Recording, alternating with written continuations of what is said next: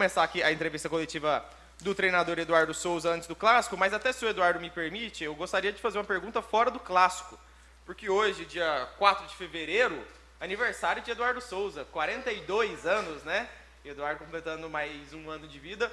E eu queria te perguntar a respeito do Atlético, né? Porque você já completa algumas temporadas no Atlético, já teve aí como interino, como auxiliar, agora como treinador, de fato, começando uma temporada. O que representa o Atlético dentro da sua carreira? O que representa esse começo de campeonato, você como treinador? Não é o seu primeiro trabalho, porque teve a Aparecidense, mas à frente de um grande clube, à frente de uma equipe de Série B.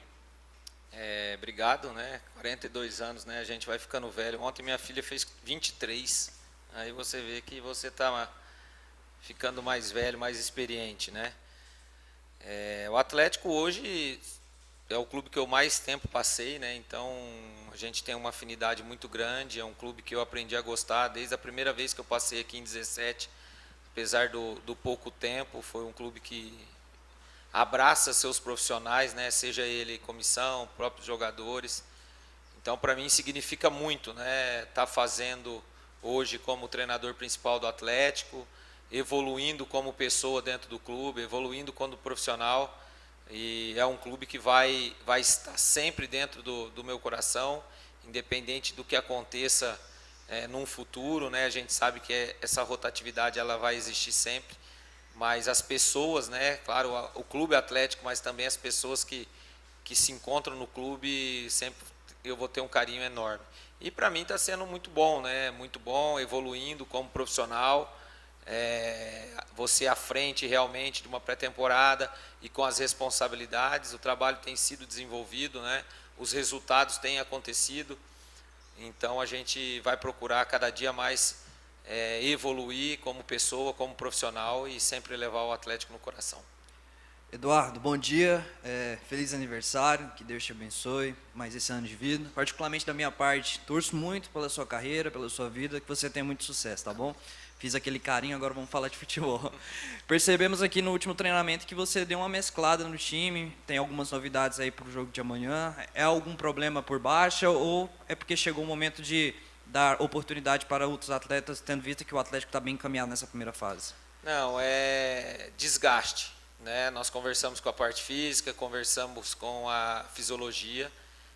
Todos os atletas irão para o jogo, né? Todos os atletas que não iniciarão, eles estarão na suplência e devem entrar no jogo. Nós temos que controlar essa carga, né? Um exemplo é o Luiz Fernando, que fechou no jogo passado 4 jogos em 10 dias de 90 minutos. Um atleta que ano passado teve poucos jogos em 90 minutos. E também o tempo de recuperação. Se o jogo talvez fosse no domingo à tarde, com um tempo maior para recuperar, a gente não tiraríamos as 4 peças do time da linha, né? Então esse também foi um aspecto importante. O Tubarão fez 90 minutos, né? Há mais de um ano o Tubarão não fazia 90 minutos. Então esse tempo de recuperação aí vai ser importante, né? O Ramon, 3 jogos seguidos, vindo de 6 meses de inatividade, com menos de 66 horas também, né? E o Viseu também a mesma situação, né? Mudamos ali a situação do Ronaldo, porque também um jogador que jogou 5 jogos seguidos, né? Vinha de 6 meses de inatividade, o Diego fez o trabalho, o Diego terminou bem o ano, então nós vamos oportunizar ele também. Então trabalhar, mas assim, os que não estão saindo vão estar no jogo, para caso necessite. Eu acredito que todos devem entrar no jogo. Claro que uma exceção do Ronaldo aí, que é goleiro, a gente só numa necessidade. Eduardo, bom dia, parabéns, feliz aniversário, que Deus abençoe a sua vida, esse novo ciclo que está começando. O Atlético, se vencer o Goiânia domingo, ele já garante de forma antecipada a sua classificação. A importância disso para a sequência do trabalho? Não, primeiro nós somos a equipe, uma das favoritas, então nossa responsabilidade, independente, se nós chegarmos na última rodada em primeiro garantido, nós temos que vencer o jogo. Então isso aí é primordial, né? Ainda mais se tratando de um clássico, né? O clássico mais antigo do estado, né? A gente sabe das qualidades que o Goiânia tem, das dificuldades também. Eu acho que o futebol é feito, todas as equipes têm as suas qualidades e as suas dificuldades, nós vamos preparado para vencer o jogo. Claro que dentro do jogo pode acontecer circunstâncias que às vezes o resultado não vem, mas nós estamos totalmente focados em vencer o jogo. Nós temos por esse objetivo, claro que a classificação, mas o nosso maior objetivo nessa primeira fase é terminar em primeiro, como eu sempre disse, para ter as vantagens do Ascioli, né? Principalmente você jogando contra os seus concorrentes da capital com torcida única. Então a gente vai muito focado, vai muito forte, vamos com uma equipe bem preparada. Nós trabalhamos essa equipe de hoje no meio da semana, né? Também já pensando nessas trocas, porque sabíamos desse tempo de recuperação e o jogo é muito importante, será tratado como sempre. Todos os jogos, quando o Atlético entrar dentro de campo, ele vai ser tratado da melhor maneira possível. Eduardo, voltando à questão de tempo, né, e aniversário, pegando também, eu queria saber, assim, no futebol tão rotativo, você acredita que é possível ter identidade com um clube de futebol, ficar muito tempo, já que a rotatividade é muito grande, você tem um tempo aqui no Atlético? E gostaria de saber também o que significa esse clássico para você. Feliz aniversário também. Obrigado. Desculpa os colegas, obrigado pelas felicitações, né? Eu acho que a rotatividade para o treinador hoje está melhorando, mas ainda é muito difícil, né? Eu tenho muito tempo porque eu passei por outros cargos, né? Porque, infelizmente ou felizmente, é difícil você avaliar, o resultado ele vale muito mais que o trabalho, independente do clube, né? Claro que tem clubes que têm uma paciência quando se vê um trabalho melhor, outros menos, mas nós que estamos nesse mundo há muito tempo já estamos acostumados, né? Eu fico feliz de completar, no fim de março, aí, abriu quase 4 anos, com idas e vindas, né? Dentro de um clube que só tem crescido no cenário brasileiro, né? E ter feito parte, ter vindo fazendo parte dessa evolução. Então, é muito gratificante. E o Goiânia é um jogo especial, né? É o jogo mais antigo, é o primeiro clássico realmente do futebol goiano. A gente sabe a história e clássico é um sabor especial. Nós temos passado isso para os atletas, porque às vezes o Goiânia, há alguns anos fora, principalmente da elite do Brasil, às vezes os atletas de fora não têm essa noção da rivalidade, da primeira rivalidade, do clássico. Então a gente tem tratado o jogo com o Goiânia da mesma forma como tratamos os outros, mas também como tratamos os dois concorrentes da capital, tanto o Vila como o Goiás. E Eduardo, você falou que você conhece as virtudes e os defeitos do Goiânia, né? A dificuldade do Goiânia. Eu queria te perguntar justamente sobre isso. Como é que você faz para trabalhar em cima de um adversário que o treinador acaba de sair, vai ter um interino ali? Se você imagina que o Goiânia possa jogar na mesma formatação, naquela saída de 3, você imagina mudanças, e se, de alguma maneira, como é que influencia o seu trabalho enfrentar uma equipe num mau momento dentro da competição? Primeiro, sobre a competição do Goiânia, o Goiânia jogando no Olímpico não perdeu, né? Então, ele venceu 2 jogos e empatou 1, então uma boa campanha. Nós iremos enfrentá-los no Olímpico, então uma equipe invicta. Isso eu passei para os jogadores, da dificuldade, né? Fora de casa eles estão tendo mais dificuldade, principalmente nos 2 últimos jogos, onde eles tiveram derrotas maiores, né? Até 2 rodadas o Goiânia vinha fazendo uma boa campanha, entre os 6 primeiros, aí essas 2 derrotas causaram uma queda, né? E até a saída do Lucas. Claro que muda, né? Apesar do treinador interino conhecer o grupo, mas cada um tem as suas filosofias.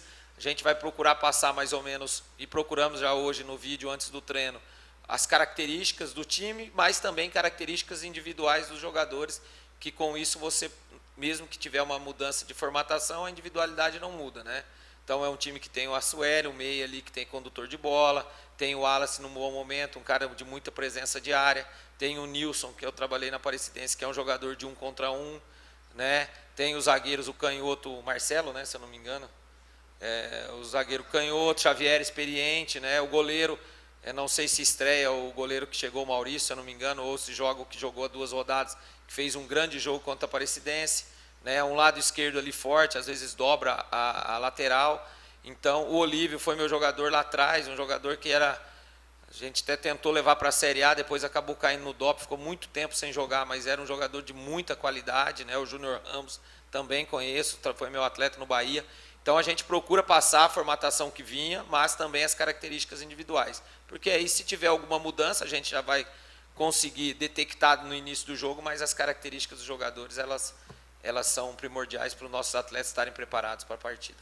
O Eduardo, olhando um pouco para frente, o Atlético abriu mão da disputa da Copa Verde e é uma competição que se inicia neste mês de fevereiro, né? Ao seu ver, o Atlético ter abrido mão dessa vaga, né, nessa competição regional, ela ajuda principalmente nessa questão do desgaste dos atletas, que o Atlético vem sofrendo muito aí neste início de temporada?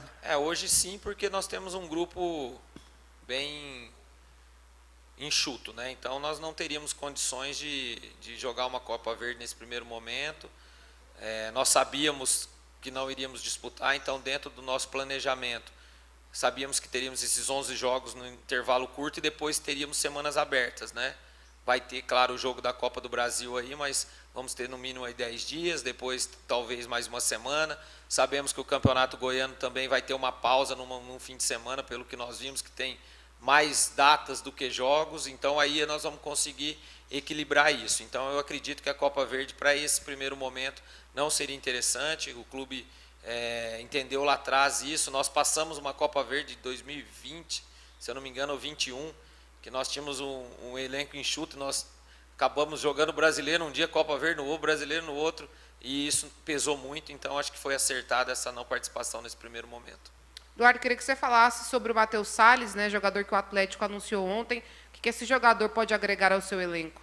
Natália, um jogador experiente, né, um jogador que com 20 anos foi campeão jogando na Copa do Brasil com o Palmeiras, um jogador que pode fazer tanto o primeiro como o segundo volante, né, o primeiro mais posicional, com boa técnica, boa pegada, um segundo volante mais de passada, como eu falei, experiente. Nós necessitávamos, né, e necessitamos ainda de mais uma aquisição que talvez chegue aí até o final das inscrições posteriores, que você tem 2 trocas, né? Mas é um jogador que vem agregar, tem profissionais dentro do clube que já trabalhou com atleta, muito bom profissional, isso é importante, né, nesse momento. Fez um bom campeonato no ano brasileiro do ano passado, jogou vários jogos de Série A, tem 2 acessos pelo Curitiba jogando, então é um jogador de nível que vem nos qualificar ainda mais no nosso elenco. Eduardo, às vezes alguns colegas de interior perguntam para a gente o que vocês da capital estão achando das equipes do interior. Transfiro essa pergunta para você, o que você está achando, e se tem jogadores que de repente o Atlético pode encampar aí para a sequência na disputa da Série B. Jânio, eu me recordo aqui uma das minhas primeiras entrevistas que eu acreditava que o nível do Campeonato Goiano seria forte. E vem mostrando, né? E naquela época eu citei Anápolis, que nos últimos anos vem fazendo boas campanhas. Citava o Crack, porque as informações eram que o Crack teria investimento, né?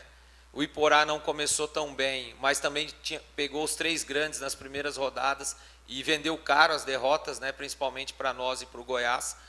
Então, tudo que eu acreditava está se concretizando. As equipes do interior, nós vimos um Crack muito bem organizado, né? Uma equipe muito rápida, com jogadores interessantes do meio para frente. Tem jogadores interessantes ali, o Jeremias vem fazendo um bom campeonato. Eu não me recordo o nome agora, mas o lateral esquerdo do Crack tem 22 anos, é um bom jogador. Ricardo?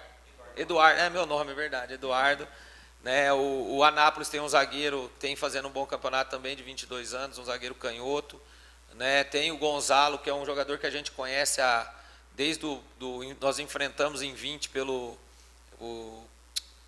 de Porto Alegre, lá, eu me esqueci, do São José. E tem evoluído muito, é um jogador que evoluiu fisicamente, tem feito gols. Então tem vários jogadores, nós estamos atentos. Todos os jogos do campeonato em loco, pelo menos 3 jogos nós temos assistido, nossos auxiliares. Hoje os auxiliares vão para jogos, amanhã à tarde, depois dos nossos jogos, e nós estamos monitorando. Né? E depois fazer esse mapeamento junto com o Adson, e algum jogador vai encaixar aí para a nossa sequência. Obrigado, Eduardo. Feliz aniversário mais uma vez. Valeu, obrigado.